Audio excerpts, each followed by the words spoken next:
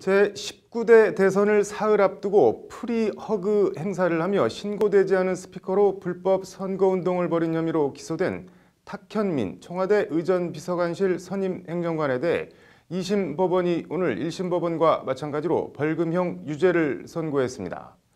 표현의 자유와 선거법에 대해 생각해봤습니다. 신세아 기자의 심층 리포트입니다.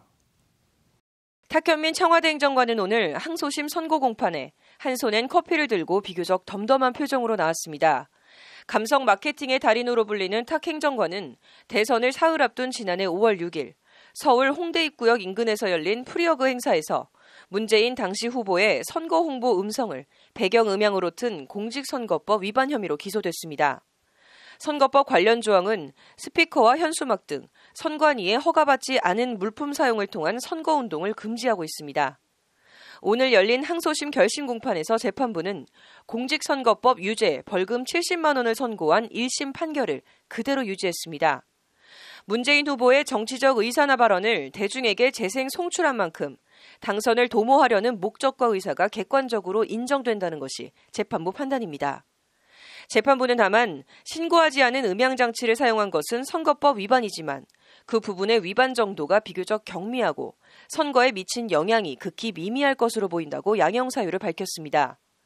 요약하면 위반 정도가 경미하긴 하지만 불법 선거운동은 불법 선거운동이라는 게 법원 판단입니다. 앞서 참여연대 등은 2016년 4.13 총선 당시 확성기 등을 사용해 낙선운동을 벌인 데 대해 1심 법원이 기자회견 단순 참가자들에 대해까지 무더기 벌금형을 선고하자 지난 6월 항소심 재판부인 서울고법에 해당 선거법 조항에 대한 위헌법률 심판 제청을 신청한 바 있습니다.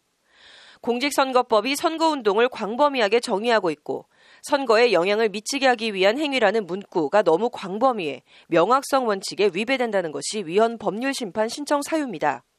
한마디로 해당 선거법 조항이 시민과 유권자의 정치 표현의 자유를 과도하게 침해해 위헌이라는 주장입니다. 선거법이 바뀌지 않고서는 유권자들이 언제든지 제대로 된 의사표현을 할 수 없는 상황이라는 걸 다시 한번 절감을 하고 앞서 지난 2월에도 취업 청탁 논란 최경환 의원 공천 반대 1인 피켓 시위를 벌인 김민수 청년 유니온 위원장에 대해 대법원은 무죄를 선고한 1, 2심 판결을 깨고 유죄 취지로 파기환송한 바 있습니다. 법조계 안팎에선 기자회견과 선거운동의 경계가 모호하다는 등 해당 선거법 조항이 유권자의 표현의 자유를 과도하게 제한하고 있다는 지적이 끊임없이 제기돼 왔습니다. 순수한 의미에서의 집회라고는 좀 보기가 어렵죠. 그런데 기자회견과 그 집회를 구분하는 기준은 무엇인가, 이 경계가 굉장히 애매하다. 투표 동료를 육성으로 하면 되고 스피커로 하면 안 되고 정치적 의사표시를 기자회견으로 하면 되고 집회로 하면 안 되고 코에 걸면 코걸이, 귀에 걸면 귀걸이식의 불합리한 선거법 조항들에 대한 뭔가 합리적인 개선이 필요해 보입니다. 법률방송 신세아입니다.